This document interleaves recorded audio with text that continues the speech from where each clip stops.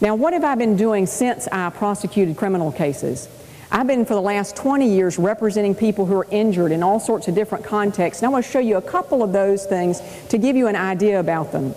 How many people here have somebody in your high school who was killed in a driving accident? All right, everybody look around the room. Keep your hands up and look around the room. All right, put your hands down. Almost everybody knows somebody who was killed.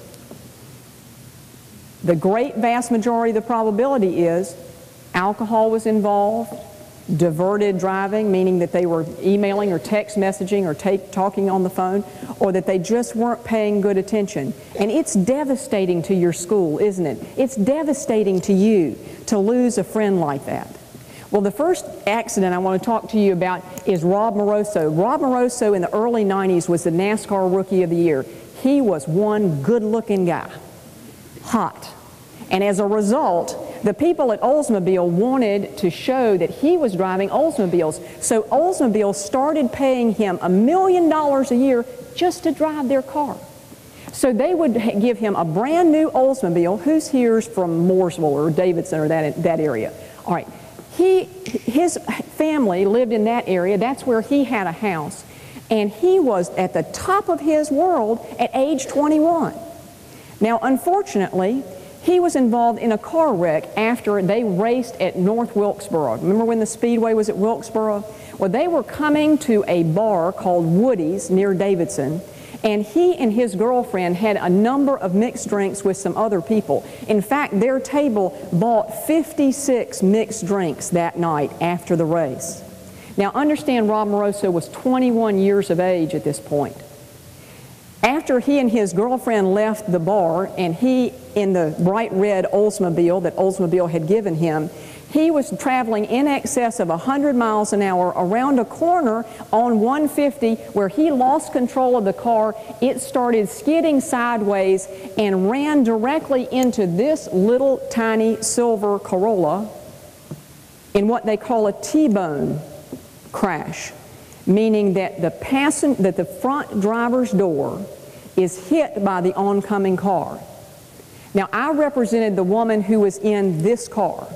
Her name was Tammy Williams. She was 30 years old, had 2 little kids, and she was a hospice nurse. She was traveling in her lane of travel on 150 doing the speed limit.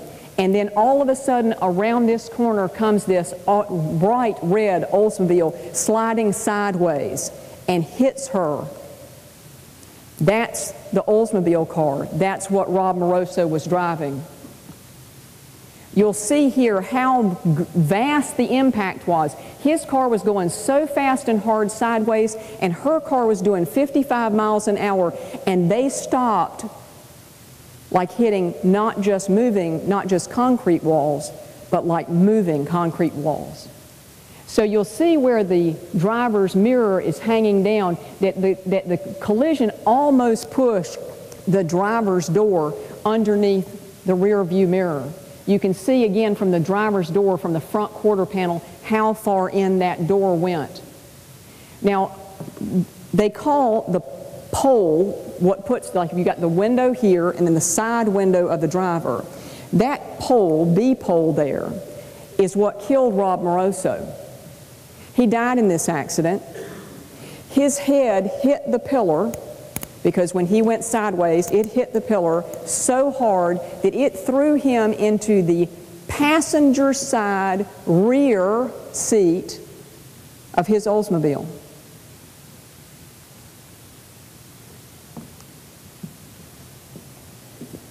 This is the inside of his car. So you see that little piece of red there is what used to be the pole that hit his head, and then you'll see how the steering wheel is in fact underneath the rear view mirror. His car was sliding so hot and fast sideways that it sheared off the hubcap. And this is the back inside of his car, the dole light in the back, where his blood traveled all the way to the back of that car. And this is the picture that the Highway Patrol took of Rob Moroso dead in the back seat of his car. And this is the picture of Tammy Williams dead in the front seat of her car.